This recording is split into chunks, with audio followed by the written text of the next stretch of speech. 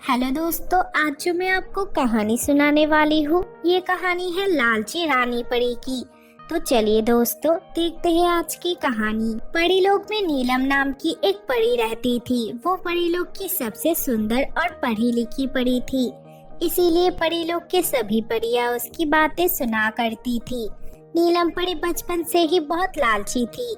उसको सोने के गहने और पैसे की बहुत लालच था और वो दूसरे परियों को बेवकूफ बना के उनसे उनका गहने और पैसे लूट लेती थी। लेकिन सब उसको बहुत विश्वास करते थे, इसीलिए कोई भी उसे कुछ नहीं कहते थे। ऐसे ही एक दिन अचानक से परीलोक की रानी परी की तबीयत खराब हो गई।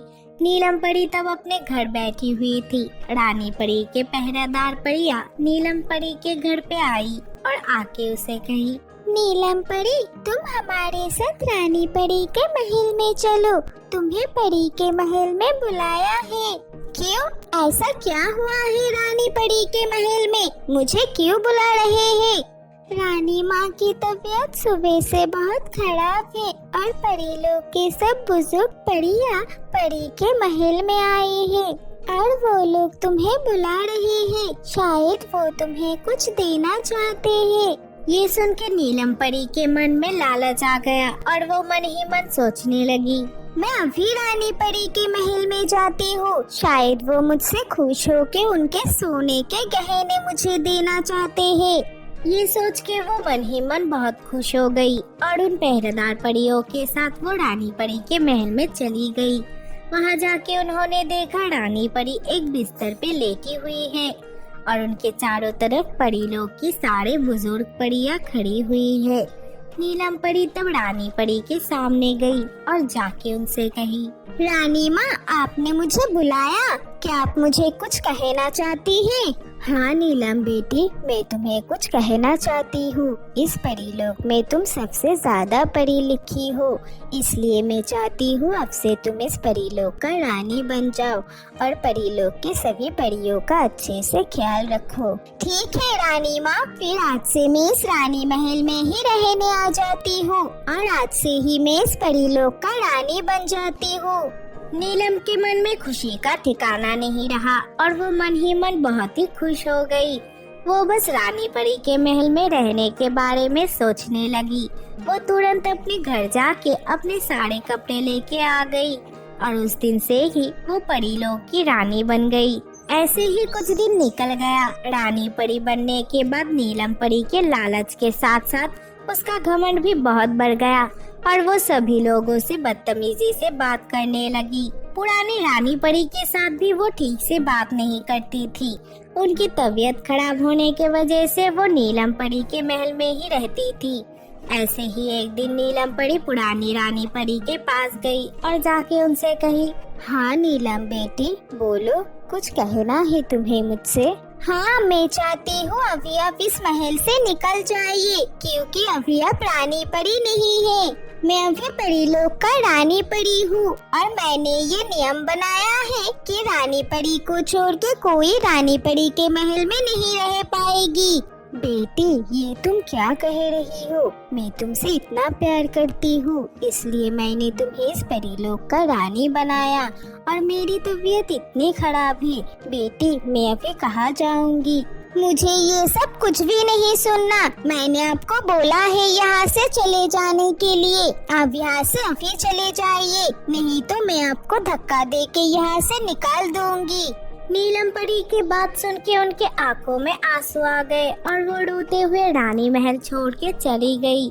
उसके कुछ दिन बाद से ही नीलम परी के मन में और भी लालच आ गया। ऐसे ही एक दिन वो अपने महल में दूसरे कुछ परियों के साथ बैठी हुई थी। तब वो मन ही मन सोचने लगी, अभी तो मैं इस पूरे परीलोक की रानी हूँ, लेकिन इस परीलोक की सारी दौलत मेरे पास नहीं है। मुझे ऐसा कुछ करना पड़ेगा कि इस परीलोक में जिनके पास जो भी पैसे और गहने हैं, सब वो मुझे दे के जाए।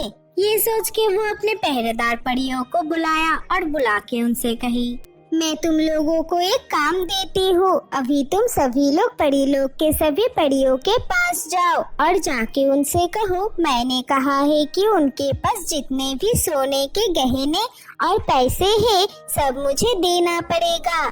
लेकिन रानी माँ, अगर वो पैसे और गहने देने से मना करती है तो हम उनसे कैसे पैसे और गहने लेके आएंगे? परी लोग के जो भी परी मुझे गहने और पैसे देने में मना करे, उन्हें कहे ना मैंने कहा है कि जो भी मेरी बात नहीं सुनेंगे, मैं उनका जादुई छड़ी छीन के उनको परी लोग से बाहर निकाल दूंगी। नीलम परी की बात सुन के उसकी पहरेदार परियां वहाँ से चली गई और परी लोग की सभी परियों के पास जाके वो रानी परी के नाम से गहने और पैसे छीन के लेने लगे। परी लोग के परियां रानी परी के डर से उनको अपने सारे गहने और पैसे दे दिए। फिर वो पहरेदार परियां वो सारे गहने और पैसे लेकर नीलम परी को दे दिया। तब नीलम परी के पास बहुत सारे गहने और पैसे आ गए और वो सब गहने और पैसे अपने पास रख लिया। इतने सारे गहने और पैसे देख के नीलम परी बहुत खुश हो गई। अब परी लोग के सारे गहने और पैसे मेरे पास है। मैं अब इस दुनिया की सबसे अमीर परी हूँ। अब कोई मेरा कुछ भी नहीं बिगाड़ पाएगा। उसके बाद से नीलम परी परी लोग के परियों के ऊपर ऐसे ही अत्याचार करती रही। परी लोक में रहने वाली सभी परियों की हालत बहुत खराब हो गई। उनके पास खाने के लिए भी पैसे नहीं रहे। सब पैसे उनसे नीलम परी ने छीन लिया था। इस बात से वो लोग बहुत ही परेशान हो गए और एक दिन वो आपस में बात करने लगे। रानी परी ने हमसे हमारी मेहनत से कमाए हुए सारे पैसे छीन लिया। अब हम कैसे रहेंगे? हाँ, अगर ऐसा ही चलता रहा तो हम सभी को परी लोग छोड़ के जाना पड़ेगा। हमें इस लालची रानी परी का कुछ करना पड़ेगा। हम एक काम करते हैं, हम पुराने रानी माँ के पास चलते हैं। वो अभी जंगल के पास एक छोटे से घर में रहते हैं। मुझे लगता है वो हमारी मदद कर पाएंगी। ये सोच के वो अपनी पुरानी रानी परी के पास गई। वो एक छोटे से घर में रहती थी। उनके पास जाके उन सभी परियों ने उनको सब कुछ बताया। ये सुन के वो भी बहुत दुखी हो गई और उनसे कही, तुम लोग मुझे माफ कर देना। मुझे पता नहीं था नीलम परी इतने लालची और शैतान है, लेकिन अभी मेरी तबीयत बहुत खराब है। मैं तुम लोगों की मदद नहीं कर पाऊंगी, पर तुम लोग एक काम करो, तुम लोग पृथ्वी लोग चले जाओ। वहाँ हीरा नाम की एक जादूगरनी रहती है। उनको जाके तुम मेरे बारे में बताना, देखना वो जरूर तुम्हारी मदद करेंगी। रानी माँ की बात सुन के वो परियां वहाँ से चली गई। वो तो पृथ्वी लोग गए और वहाँ जाके हिरन जादूगरनी को ढूंढने लगे। बहुत ढूंढने के बाद एक पहाड़ी के ऊपर उनको हिरन जादूगरनी मिले। तब उन परियों ने हिरन जादूगरनी को सब कुछ बताया।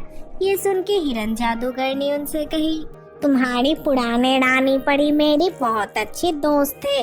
वो इतने परेशानी में है, तुम लोगों ने मुझे पहले क्यों नहीं बताया? तुम लोग मुझे बड़ी लोग लेके चलो, मैं वहाँ जाके उस शैतान परी को उसके किए की सजा दूंगी।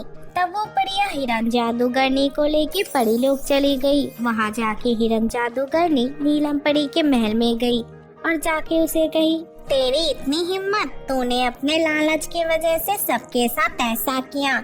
अब देख मैं तेरा क्या करती हूँ। ये कह के जादूगरनी ने अपने जादुई शक्तियों से नीलम परी को अंधी बना दिया और उसके हाथ पैर गायब कर दिए। फिर वो परी लोग के पुराने रानी परी के पास गई और अपने जादुई शक्तियों से उनका तबीयत ठीक कर दिया और वो फिर से परी लोग की रानी बन गई और सभी को उनका पैसे और गहने वापस कर दिए। तो दोस्तों, आज की कहानी से हमें ये सीख मिला कि लालच करने वालों का हमेशा नुकसान ही होता है। दोस्तों, अगर ये वीडियो अच्छी लगी हो तो वीडियो को लाइक कर देना और हमारी चैनल को सब्सक्राइब करना मत भूलना।